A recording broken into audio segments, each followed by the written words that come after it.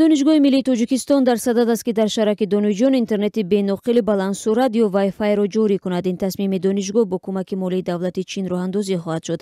Мамад Саид Абдурахмонов, сардори маркази иттилоотиву таҳлилии ин донишгоҳ рӯзи 20 ноябр дар суҳбат бо радиозудӣ гуфт, ин тарҳ рӯзҳои наздик роҳандозӣ шуда донишҷӯён дар баробари омӯзиш ба шакли электронӣ метавонанд аз китобхонаи электронии тамоми дунё истифода баранд.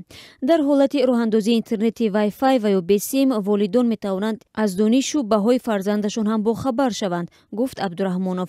Ин кӯмаки молии Чин ба донишгоҳи миллии Тоҷикистон дар ҳоле аст ки маркази забономӯзии Конфутсия дар бинои ин донишгоҳ фаъолият мекунад. Маблағи истифодаи интернети Wi-Fi ва ё бесим барои донишҷӯёни донишгоҳи миллӣ маълум нест. Муҳаммад Саид Абдурахмонов ҳамчунин гуфт, аллакай барои интихоби ширкати интернетрасон тендер эълон шудааст. Донишгоҳи миллӣ яке аз бузургтарин муассисаҳои олии таълимии кишвар буда бештар аз 20 факултет дорад ки аксари онҳо дар шараки донишҷӯён мебошанд. Иттиҳодияи ироакунандагони интернет дар Тоҷикистон шумораи истифодабарандагони интернет дар Тоҷикистонро ҳудуди 4 миллион нафар ё ними сокинони кишвар меномад, вале аз ин шумор қисмати каме ба тарзи доимӣ ва фаъол ба интернет ворид мешаванд. Аммо дар бораи корбарони интернетии нави Wi-Fi дар Тоҷикистон маълумоти расмӣ нашр намешавад.